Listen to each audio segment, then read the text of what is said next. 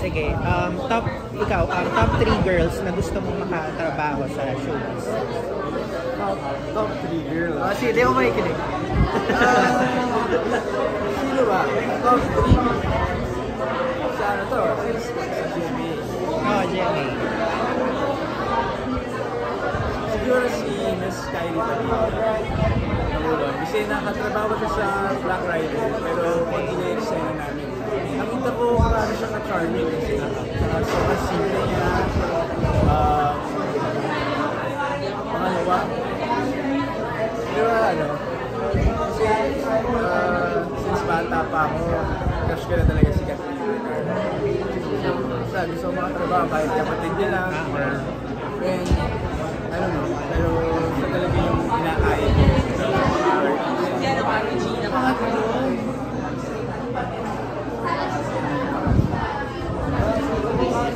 Parang wala na ata. Okay, si ano mo na, si Rex. Girl, Si Mayo pa ako kasi bata pa lang kami mag-best friends. Si Ate Isabel Ortega, si Ate Bianca ng Ortega. Siguro yung third ko, it's either kay pwede tatlo eh. Gusto ko rin si Ate Catherine or Miss Nora Honor, Miss Vilma Santos, yung mga great actresses. Okay. So ito, random question. How do you usually express your, what is your love language with regards to girls? Love language. Ako napapansin ko when it comes to this, mas pag napapalapit na ako, mas touchy ako, physical touch, and acts of service. Talagang magsisindihan. Ano yung mga acts of service na yun? Tubig, bibigyan mo ng tubig, bibigyan mo ng upuan, kumuha ka sa kabilang kwarto ng upuan, para sa Ikaw? Ako naman, growing up kasi, naging nakasanayan ko na maging clingy kasi sobrang clingy ng tao, lalo sa ex ko. So, your love language ko is physical touch and quality time. Pero mature na ang role. Diba? Talaga? As in like you. Like you? Nagpakita na ng ano na naguhubad eh. Secret na lang muna. Pero, Okay. Pero may mga kissing scene na marami ng gano'n. Okay. Meron. Na-enjoy mo, na-enjoy. Na-enjoy ko. Oo naman. Pero, masasabi ko lang na malaki siyang step sa ginagawa ko before. Kasi before, mga roles ko ay mga baby boy, mga friends, kaibigan. Pero ngayon, bigla akong talaga mature role. Okay na rin. It's about time. Yung mature question mo na. Ikaw na. Di ba the last time na nag-usap tayo, meron kang nakwento. Sa MRT. Experience sa MRT. Sa may With the Mega Mall, police. sa may ano. So yung lumalabas yung mga Ortigas? issue ngayon, nakarelate ka. Like for example kay Sandro and Bumalik ba sa alaala mo? naisip mo ba bigla yun? Ngayon ko lang naisip, pero dati hindi masyado. Kasi, to be honest, masyado ako occupied this past few months. So, yung kay Sandro, nabalitaan ko naman sa for sure. Siyempre, na-feel ko, hindi ko rin alam yung buong kwento eh. Pero na-feel ko rin talaga, sana hindi na lang ito. Pero nakarelate ka sa kanya. Parang Ngayon, magkaiba naman eh. Public place yun eh. Pagsasamantala pa rin. Oh, nasabi mo, di ba, yung natulala ka, hindi ka nakakilos, hindi mo Kasi nakahabol. Yun talaga. naka-uniform pa, di ba? Yun talaga, pag nandun ka na sa moment na yun, maninigas ka na lang talaga, yun na lang gagawin mo. Yun yung nangyari sa akin. So, Hindi mo i-report yun sa...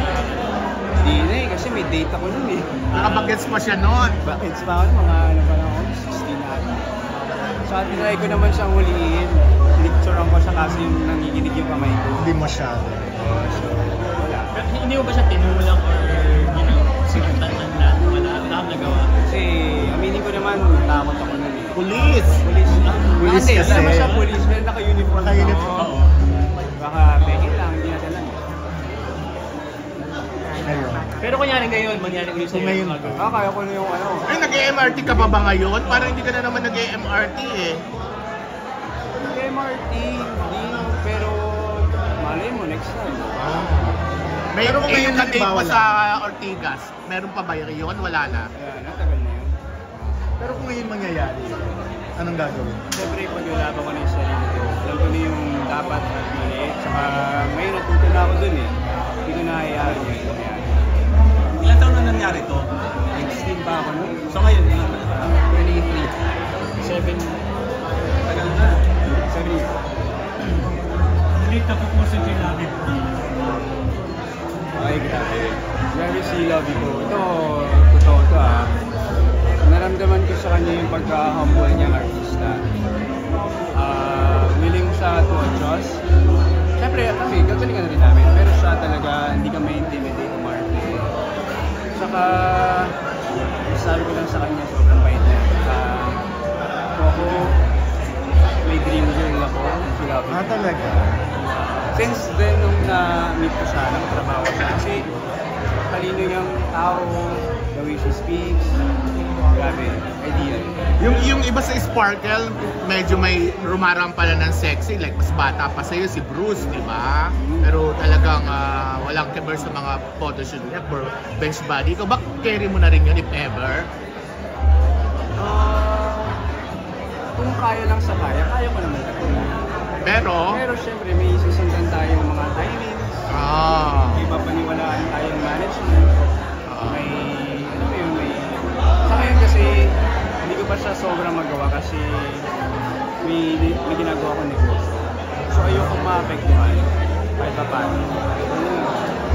So currently ang project mo nila Pulang Araw, and then of course yung upcoming project mo yung Guilty Pleasure. Meron ka bang nakaline ng project for Regal? Line of the project for Regal. Mamaya malalaman natin. Kasi inabangan na lang natin. Okay! Dito kasi talaga ako nag-start eh. Showbiz career ko, sa Regal talaga ako nagsimula. So, una pa lang, thankful na talaga ako sa Regal. And up until now, nagpapasalamat ako sa lahat ng buo ng Regal kasi ang Regal yung naging stepping stone ko sa showbiz. And then, ayun, hoping rin na tuloy-tuloy ako dito sa projects. And yun lang. Do you have any upcoming projects with Regal that will come out this year? Next month, may showing na Guilty Pleasure. Yes. Abangan niyo yan kasi dito kakaiba talaga yung mga galawan ko dito. Mas mapapansin ko sa Shake, Rattle and Roll. I would say yes, kasi every project naman, big or small role, ginagalingan ko at ginagalingan. Kailangan may upgrade pa, kumbaga. So, ayun lang naman, dito, mamahalin nyo or magagalit kayo sa role nyo,